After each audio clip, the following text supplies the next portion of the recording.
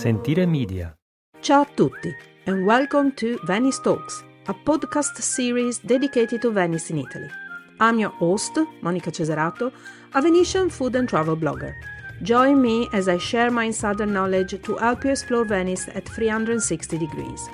In this weekly podcast, we'll dive into the heart of a city, uncovering hidden stories and connecting with the people who make Venice unique.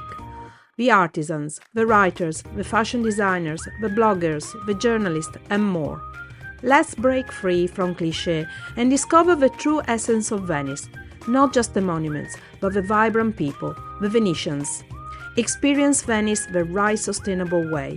You can find me on my blog at www.monicacesarato.com and across all social media platforms. Enjoy the episode and let's journey through Venice together. Hi everyone! So, did Venice surprise you? Make you laugh, cry, eat too much? It happens, no shame in that. If you got a favorite moment from your trip, a view, a taste, a person, even a funny accident, I want to hear it. Send me a short voice message, just 2 minutes maximum, and tell the world what you loved about Venice. Pop it over to info@monicacesarato.com or drop it on WhatsApp. Super easy, no pressure, just do it. And hey, if you ended up somewhere amazing thanks to this podcast, let them know. Say, hey, I heard about you on Venice Talks. Trust me, it means the world to them. And don't forget, subscribe and leave a review on whatever platform you're listening to. It helps keep this little Venetian adventure growing. Can't wait to hear your stories. Let's make Venice talk back. Welcome back to Venice Talks, Season 3, Episode 13. Hi everyone and welcome back to Venice Talks for another beautiful episode. Today I have, as usual, another fantastic guest and somebody that has got a massive history with Venice because her family has been in St. Mark's Square for generations and generations. And I'm talking to Valeria. Is Boncompagni your surname, not Secchi, giusto? Is Boncompagni. Boncomp is the name of my family business since 120 years. Wow. Boncomp is the name of my grandfather that founded the shops in the square of San Marco. And my name, my first name is Valeria, and Sacchi is Sacchi, sorry. name. Yeah. Okay. It's fine. It's Valeria. Allora, first of all, we already said that your family has been for 120 years in St. Mark's Square, so I can not even imagine what they've seen, who passed through the shop and everything. So let's start from the beginning. Yeah. What does it mean to carry this heritage as a modern artisan? Because you are one of the real artisans of Venice. What does this mean to carry this heritage? 120 years, that's a long time. Yeah, well, for me, it's a pleasure. I mean, it's a deep, really feeling of, first of all, connection with my city. Of course, I can look at the present and be proud of the name of my family business. But for me, it's very important that I've been able to, as a craftsmanship now, as someone that make the things by hand, by myself, and be able to show my results in my windows and then see the clients that appreciate them. For me, it's a kind of really huge satisfaction because I'm able to make like a kind of circle, that makes sense, because the past is the name of my grandpa, the present is what I'm trying to do, and then the future is my project, personal project, always there in the same place. of the past, the present, also to be able to give the opportunity upstairs in a space that I would like to renovate it.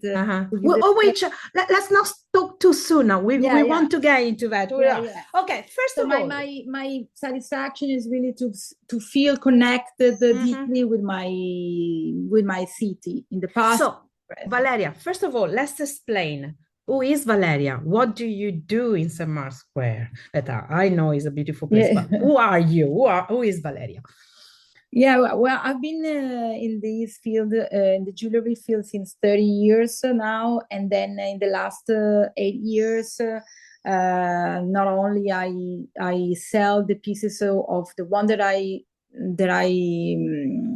choose to represent also in the handcraft. But besides, I have started to work with the lost wax process. And so with this technique, I'm able to make the pieces in wax, and then the pieces are cast in a different material. Okay. And then beside, I also, in the little space, for the moment, before the renovation upstairs, in this little space, I'm able to also give lessons, the one which are interested in get closer to this technique, and so sell my pieces. Beside, I still want really to let the people understand what is behind this technique. Was there a particular moment in your life when you realized, okay, this is it, I want to make jewelry with my own hands? Yeah, that happened when I have been inspired and I've been in contact with a master in sculptor and a goldsmith in Florence. Okay. Because I have collaborated with him, and then I was inspired by his work, and then I was not able to learn because we were collaborating in the work, and I was always going in Florence and back in Venice. In rush, always running, and I never had the opportunity to learn from him. But then my deep love of around his work then allowed me, after years, to also try to see myself what I could have take out from what I have loved. And then I did School of Art in high school, so probably I combine what I've been inspired, and then I try myself with my manual attitude to, and then went out. Did you grow up in Venice or in Milano or in between? No, well, my school, I've been in Milano until 18 years old, and then I've started to travel between United States and Venice for the business, and then 22 years old, and I've been settled here in Venice. Then I decided to stay just here, and of course, because of my work. Of course. Keep traveling, but then this is my city. Yeah. So, and when you were telling me that you discovered you wanted to build jewelry, this was before you discovered the lost wax technique, or was it at the same time? No. I was. It's because of these connection with Florence that then I decided to try myself.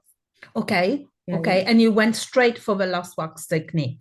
Can you explain? I know that visually is easier to understand, but can we try to explain what this technique is? Why is it so different from other goldsmithing technique? Because first of all, to work in wax allowed you also to make mistakes and then try again, and then it's pieces of wax. So it's not like the goldsmith that works directly in the gold. You cannot really, you cannot lose pieces of gold or gram of gold, in the value also. So the wax gives the chance to also trying, and by sculpturing the hard wax or modeling the soft waxes, because there are two different there are many different kinds of wax. The hard one, which you need to sculpt with specific tools, or then the soft wax where you more model the wax. Okay, and what does it mean, lost wax? It means that what you have creating wax, then it's cast. It's going to be cast with the process in the oven in the high temperature, and then it's going to be only one piece. Then after all the process comes out. So because it's going to be one piece, so that's why it's called lost wax process, because then the wax is melted, and then what you have cast is what you have created then with the metal that you decided that you have the piece at the end. And then the wax can be cast then in a liquid form in this mold that is where there is the shape, the shape of the wax. Then it's going to be with chalk. It's going to be calco, the calco of the shape of your wax. And then this cylindro where there is this calco in liquid form, you put inside the liquid form of gold, titanium, or silver or bronze. It's the metal with which you want to have at the end your piece is done. And then the wax is melted, is going and then in this shape, then in liquid form you put the material, the metal that you want, and then after all that you're able to finish in the process after to finish your piece by the finishing process with the tools. And then that's it. And then if you have need to then set some stones on it or whatever, then you keep going. So it's a huge world of creativity. Okay. And what happens to the wax? Do you get to reuse it, or can you? No, the wax that you have used, then it's gone. Okay. Okay. So you cannot reuse. What you have back is the piece. In gold or silver or whatever. So this ensures you that you have one piece of each, and that's it, only one. Yeah. Allora, you can decide then to have that piece, the only one. Then in case you can always make a mold of these in case you see that you are selling good. Like, for example, some pieces of my collection are just unique pieces, but some of them where I see that I can sell them, and I see they are, they are appreciated. Materialized. Yeah, exactly. Then I decide that I can always, from the metal, when it's finished in metal, I can make a mold in silicone mold, and then I can create as many as I want. Okay, cool. Yeah. Listen, what is it about this ancient process that spoke to you so much, that it told you this is the way to go rather than something else? Because I see there is such a really so many different way that you can. For example, my way to proceed is never about a sketch or a design. In the wax, actually, especially when I do more sculpture pieces, I see the wax, and it's maybe can start by a piece of ball, piece that is round and doesn't have any, is probably a rest from another work that I did before. And then from that, I start to shape, to give a shape that actually always at the end, I understand that was what I had inside, my emotion. Okay. The magic is a journey that really makes sense and give you back energy, and I always receive something back. But what I do is that I never sketch, and it's very, very seldom I work with the project, but I just work with what I feel.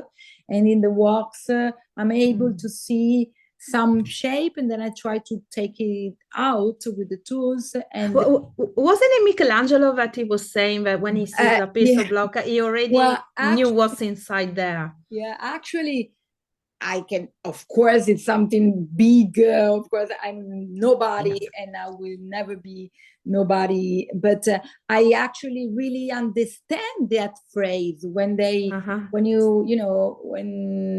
we were reading about Michelangelo and the artist, that they say, I'm able to see the shape and take it out. Now I understand what does it mean. Because myself, it happens myself. It happens really like that. And what I feel it's unbelievable emotion, because it's the journey, not even the result, not even when the all is finished, that is so magic as much as the journey while I'm doing that. It's really unbelievable. So I understand the phrase. I understand the phrase when we read about Michelangelo, when they say, yeah, I'm able to see the shape and I take it out. And I understand, because it happens to me, something like that. Yeah. So, and you make all sorts of jewelry, but if I remember, also you make little sculptures, don't you? Okay, that is, I know, I was seeing the stuff is amazing. I do some jewelry pieces dedicated to Venice, which in some shape represent some architecture, design of the beautiful, the magical palace that we do have, like the Dutch palace. I was actually gonna ask you, because that was my question, actually. Yeah. So let me ask you the question. Okay. You're anticipating me, but I'm so happy, because it means that we are totally understanding. Yeah. You get where I want to go. So Venice is obviously your muse. We got that is undeniable. But is there a place, a sound, a time of the day? You're in San Marco, so I think that obviously helps a lot. That is consistently inspiring your work. Yeah, well, of course. Well, the Dutch Palace, which and the Basilica, there are two that I'm so lucky to. What you see from your window? Yeah, exactly, that I see from the window. That I actually also have my spiritual part, which I always go to the Basilica at least once a day, every day. Oh, really? Oh, yeah. Wow. Okay. And then the Dutch Palace as well is my favorite palace, and that's why in my Venetian collection I try to create the shape of the windows that you the front that you see. And then in the collection of the jewelry, I have Venice as inspiration, but then what I do about also other kind of micro sculpture that can be wear is more sculpturing. Yes, it's more like figurative shape. I like the figurative a lot, and so all about that, or flower. Yeah. So back to your shop in San Marco Square.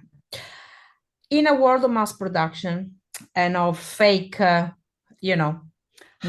handmade. Yeah. Why is this slow handmade work so important, more important than ever today? And how hard is for you to be in a, in the place in the city that probably is the hardest to be, because you have some beautiful stores around you, but there is a lot of, and we know a lot of stuff that is not Venetian and handmade. How important it is for you to to maintain and to get people to understand how important is it as well? Yeah. Well, it's I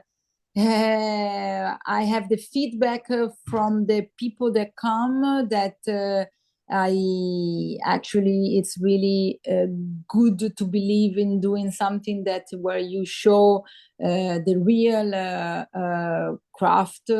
And as you say, it's true around there is also nobody that show why they are doing the square, because they cannot because they are not authentical what they are selling. So exactly. So for me, it's very, it does make sense, and I have feedback, and honestly say I can really feel that the people want that.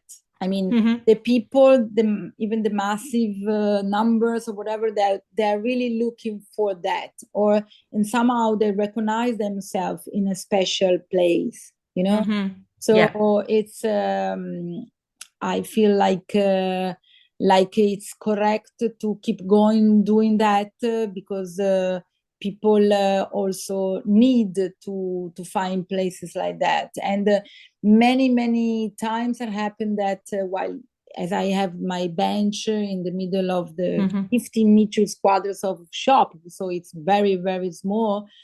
But I see people sometimes that really also tell me, why we stop here, why we are buying here, because we see that you are doing. Yes. So that's so important. I think, and I'm happy that I do that, not because I want to show, but because I'm doing. Yeah, because you got to create a collection. You have to make products, otherwise you'll be going bust like everybody else. You got to work. Yeah, actually, it's not really a show; it's just really needed. I'm doing. Yeah, there is a danger though that, unfortunately, that people walk into artisan shops, spend hours watching what you're doing, and then just walk away, asking maybe 1,000 questions, taking away some of your precious time and giving nothing back. So there should be a balance, really, shouldn't it? Where it's beautiful for people to walk in and see the experience, but people should also understand that you're working. Sure. No. Just to make effort not to take away time, but be also considerate about taking away time. Listen, what do you dream of creative that you haven't created yet? My dream is to be able to have the space upstairs also to create a little studio where I want a room for the bench for the students, and then inside I want to really create a bigger sculpture. I go step by step more to the sculptures. So maybe bigger pieces, always with the connection with the jewelry. So probably could be a sculpture that has, in any case, stones on it. Something that it's. What kind of material do you combine metal with other kind of materials, or is just stones and metal? No. Yeah, I combine the different materials. I especially in sculpture is bronze, without what I like, and as bronze is not like, of course, the precious material like the gold. But the bronze, but in the sculpture history, of course, is bronze. Of course. Of course. Material. And what I see also in the little micro sculpture that I do, like wearable sculpture, if the poor material you add the quality of the sculpture, already is something that is, that it had some precious meaning, no? And plus, in any case, you can always set stones, precious stones in the bronze. So always you can add and make the poor, what is called poor material, comparing with the gold. In any case, you can always add the value of the piece, because first of all, of the shape of your sculpture that you, of course, and plus the stones that then you decide to set in. So, listen, go on. Sorry, no, I didn't want to interrupt. No. It's always possible to give the importance of the value plus the value in a poor material. In any case, if behind there is a good work. What's the difference, in your opinion, between somebody that is wearing jewelry and someone who's wearing a memory? Hard question, she likes this question. Well, it's as my pieces, they're all about emotions. I just can say that of course it's more important to wear something that it has something to say, at least that it's more than just a jewelry, You do also custom made jewelry. So if somebody comes to you and say, look, I kind of would like something along the line, you can probably create something, can you? I can create something if there is an emotion behind that Yeah, I of catch course. from the person, but I cannot. I'm not the one that if somebody, you know, definitely drove something and I have to choose or measures or you know, I'm not that. I'm not Okay, okay. But definitely let's say, not but that. somebody said to you, look, I would like, I don't know, Venice inspire me with something. It gives you some idea what's in his art, then probably you get the emotion and Yeah, then yeah. you can draw from that. Yeah. I can arrive at something, but I have to feel A the connection. connection and an emotion that maybe the person can give to me. Mm-hmm. Then I give back the piece with this emotion. But Mm, it's more difficult for me to work on a sketch with of course. measures or something where I have to stay in. No, it's impossible. Yeah, of course. Well, it Yeah. makes sense. It's Yeah, because it is the difference between being a goldsmith or more an artist, which probably yeah. I'm more, you know. Yeah. Yeah, of course. So we were talking about your upstairs. We were talking about the fact that you teach workshops. We talked about it a few days ago when I was at your place, where we were talking about with Valeria, we were talking about what was happening now with all the artisans, the problem of getting people to carry on the trade. That is the main problem nowadays that artisans have, is to find the person that will come after them. Yeah. And you were saying to me that is your dream to do these workshops and you want to introduce the kids to jewelry making, but what do you hope they carry with them from coming to you and learning from you? What? Sorry. What? What do you hope Ah. this kid will take away from Yeah. the moments they spend with you? Well, first of all, I already do that when I go Uh-huh. to school because once a year, always I go in a couple of school to make the students trying with my bench. I bring another bench, a little bench around, and I give them the opportunity to come closer to this the technique, and they are able to try themselves. And Cool. I already do that. Then I do the workshop in the square to the one that apply for the workshop of the base course of Mm-hmm. 6 lessons. Or then in any case, I do workshop also a couple of hours or 4 hours. It depends always the time that the people have. Upstairs, I have this project to do the bench to make course for the students or also to the children that has maybe some some problem in expression and they Uh-huh. make things practical helps them a lot. So I would like also to help them in this part of creativity with the creativity to make them try to do themselves the pieces and Mm-hmm. so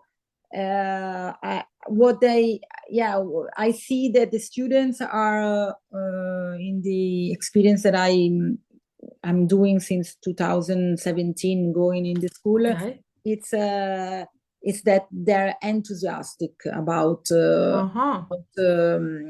trying new experience and they are amazed to understand that they are able to do something. Mm-hmm.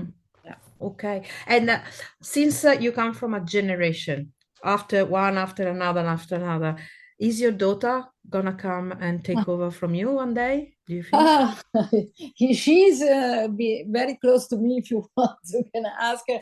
No, but she's studying university here now in Venice. It's the first year, and I Mm-hmm. have a son also. He's younger. He's 15 years old, and I think that of course I would love if I achieve this project at least while I'm still in this part of the life.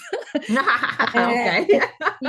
and I can be able to really make this renovation at least and leave to them this project which is on at least no By the way, Valeria is saying this because times in Venice when you have to do renovation is so slow. That's exactly. why she says something like Yeah, this. It's not because she's thinking she's old or anything like that. well, No, she's very young. But we no, know how long it takes in no, Venice. no, but I say that because it's years that I'm dreaming about that, and in any case, I'm in the middle. Maybe if I'm lucky enough to keep going, I'm in the middle because I'm in any case 54. So You're younger. well, I probably, I hope, as you say, it's true that it's very longer than the bureaucracy and yeah, exactly. but at least if I achieve, maybe Virginia can at least, no matter what she will do, because I cannot force them. Yeah, of course. But I can I can leave them something that at the end for me in my entire life gave. But you know what happens generally, because I've seen it with so many artisan friends. The kids, there's two things. They either stay from the beginning or they go away, they do their own things, and then they come back. Exactly. They come back because they realize that at the end of the day, that's what they wanted to do.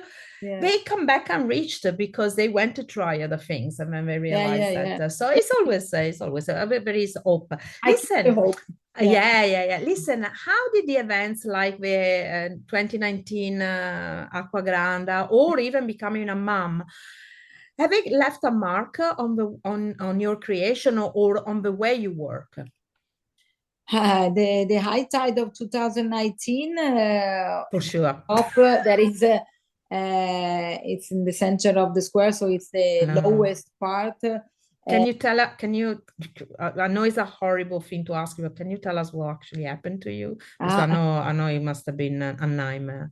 Well, I've been working since 30 years in my shop, so about high tide I've been working all the time with my boots because it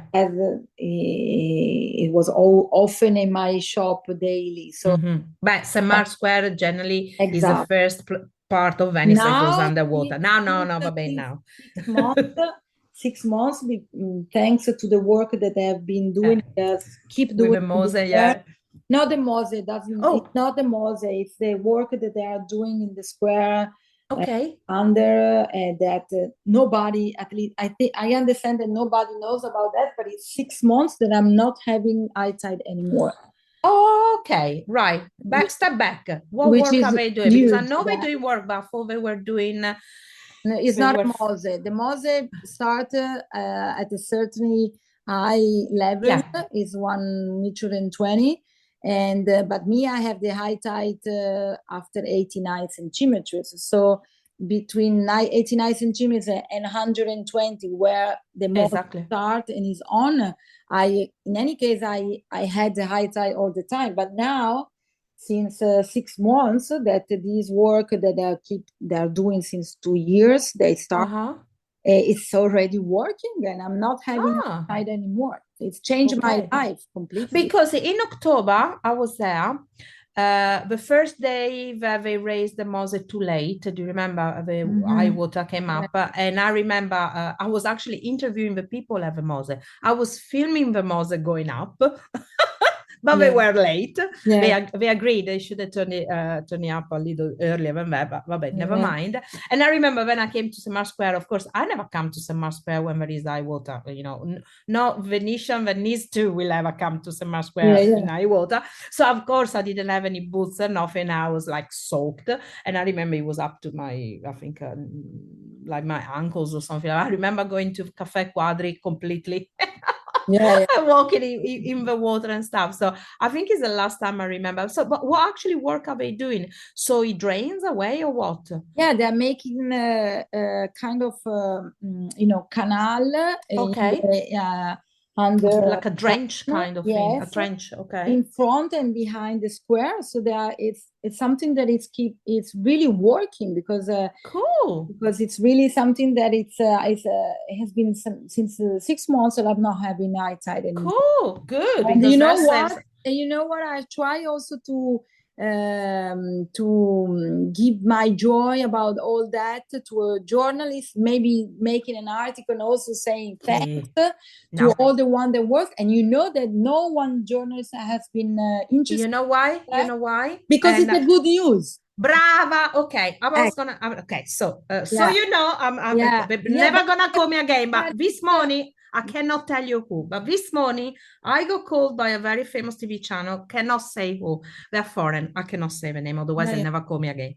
They asked me about the big wedding that's happening. And I said, well, look, to be honest with you, I'm on the fence. I'm in between. I have good things and bad things about it. But let's say, generally speaking. So I was saying, because I wasn't dramatic, because I wasn't mad, okay, and she said, okay, we'll interview tomorrow morning. And then she calls me back and says, no, sorry, we decided to go with the people that are totally against it. Why? Because they're very negative. Instead of talking about all the good things that are happening in Venice, we keep concentrating on the bad things. Of course. And I'm so fed up with this, but never mind. Me too. Mind. Anyway, back to what happened to you. Talking about negativity, what happened to you with the Acqua Granda then? How bad was it? So at least people get an idea of how resilient and how incredible the Venetian have been after 2019. And that night, I remember that we had, all the mobile connected with the high tide. I remember. Yes. So, well, first of all, I live very, very close to the square. So just around the corner of my house. So we knew that it was coming high, but of course, nobody was expected that. Very high. That high.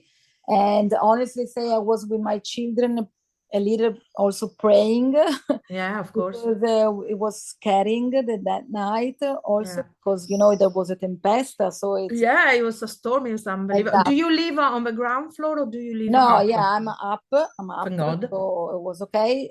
But then I wait until 1:30 in the morning because... it stopped about 1 to keep going up. And so I stopped. I was waiting to go in the shop, of course, and see what happened. And there was no light, no electricity. Everything was totally dark. Everything. And of course, it came up, just to give you an idea, in my shop, it was until my shoulder. Mamma mia. Because, oh my God. So everything was done. So how did you manage to go? No, when I went in, it was until my knee. So but actually, because it got down a little bit, but still, the level in my shop was you imagine around my shoulder, the high. So I mean, apart from the damages to all of the furnishing, I can imagine. Did also the collection, all you do they get? No, because that I was able to bring the part in my house, and then, in the safety which I have in the shop. So something went, but not really huge damage about that. No. Okay, thank God for that. Would have, I mean, because I don't know much about metal and stuff, but would have the salt water would have damaged it if it stayed there? Probably a little bit. Something, Oh my God, so sorry about that. I mean, and then what was really scaring was even then when I went out, I say, okay, now I've seen, I'll be back. And then I went to the Riva, Riva degli Schiavoni. I went around Venice. It was really, really defeated. I mean, it was really a kind of a set from a movie. That really... I know. I can still remember my friend's gondola. It was the one that they found the gondola, the one hanging on the thing. So and I didn't know it was his. It's only when I was speaking one evening to his wife and he was telling me, oh, by the way, that was my gondola. And then the days after, in the square, the tide was pretty high for a few days. I remember. I remember. And then, of course, we start to clean up and then COVID. Exactly. Oh my God. Exactly. And then I tell you that it was August in 2019 where because I was working with my family since 25 years, but then my own company I opened in August 2019. So No way. yeah, Oh yeah, my yeah, God. I yeah, didn't realize that. Oh, yeah. wow. And then Oh, so I just started, and then in August, and then in in November, November. the high tide, and then after the COVID, and then all the lockdown, oh, it was pretty Wow. Wow. unbelievable what happened. But then, yes, well, I tell you, in lockdown, I also had really great, I can say, beside the drama, I had also some unique moments because I was able to stay in the shop while everything was in lockdown. Of course. It was unbelievable, the atmosphere. I had all Venice for me. I know. While with the classic music, I was working at my bench. Nobody interrupting you. And Wow, I must can have, say that beside, of course, the respect of what all happened and the drama, in any case, was incredible moments that yeah. I had also there. So, in my life, in any case, I try to keep the good, to Yeah, of course. make Of the course. day, and then keep going and try to be positive always, because we have one shot, one life, and Yes. we have to live with the positive as much as we can, and Yeah. then keep That's trying. true. There's no point of being negative. And it's that's what No, I because it's keep. one shot. Yeah, and I keep saying there's something that I really don't like about is this narrative about Venice that Yeah, we know, we do know Venice have a problem, and it is right that we talk about Venice problems, housing, over tourism. It's right that we talk about it, but we never, ever, ever talk about the good things of it. I was speaking no, this come morning on. with a friend of mine, and she was saying to me, we need to stop with this negative narrative, and we need to show the people that Of do the goods course, for the city. of But course. nobody wants to. I mean, I know that And the people want to hear it. as you say now, because of that date of Bez as well, I say, listen, but why all these rumors about that? Why is not the first millionaire that decide to get married in Venice, Exactly, and and it's not the first event we have. it's not gonna be the last one. And Exactly. then can I say we all live because of. I was telling to my daughter also, listen, I've been working with American people, high level people, all my life. I mean, I have to thank them if Yeah, I'm able also to, to live my life. They're all my clients. of So course, of course, it's of course. not because of them, and it's just how to manage the city about. Exactly, exactly. It Come is on, not that. I think what's happening with this wedding is a little bit like the cherry on the cake. People notice this, yeah, so we don't talk about everything else. Everything else is a problem in Venice, of and there are they're not big problems in Venice that people. needs to be Yeah, addressed, and they're not. That's what's happening, unfortunately. But I don't know. It's yeah. I think we all agree We on we this. And agree. if I wasn't on the blacklist before, I am gonna be from this episode. No, but it's incredible because me then also, I'm not from the right or the left. I'm in the middle. I mean, if I have to say something that is good from the right side, is good from the left, is Exactly. good. But I do not like when they are complaining about things that when. Come on, we all live with the clients that come and spend. What we talking Exactly. about? Come But on, not only that, is I hate when people yeah, complain, complain. but never come with a solution. Yeah, If you exactly. have to complain, fine, but you got to give me also the solution. Otherwise, shut up, because everybody and Venetians have been doing it for centuries about Yeah, complaining. yeah, Everybody, we always complain.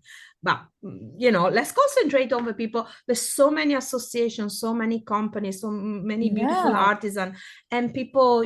So that is one of the reasons why I started this podcast, because I thought nobody's doing it. Well, I'll do it yeah. myself. You're great. You're great. You're doing great, really. Oh, well. Really. Well, I think this episode is going to be number 95. Can you believe it? So it means out there in Venice, there are at least 95 people, companies, whatever, that are working for the good of Venice. Oh, thank Okay. you. Yeah, well, So you know, 95, 96, I lost the numbers now. you're a great person that is doing really great. And I Thanks. thank you. Well, listen, Valeria, it was so nice talking to you. I'm very happy. And what's in apart from fixing upstairs and having your workshop and stuff? Have you got any other project that you're working on? Another dream or something you want to share or not? Well, I'm doing some workshop also around, for example, for the Kennedy Foundation in Florence, about all the Nice. students that they need to be helped in growing, and beside their bad condition of family condition or so I'm trying with the foundation, especially this foundation of Donato Tramuto and the Kennedy Foundation, also to try to help the one that needs, And so this also my workshop and everything I would love. I'm trying to work around all that also to really help. Nice.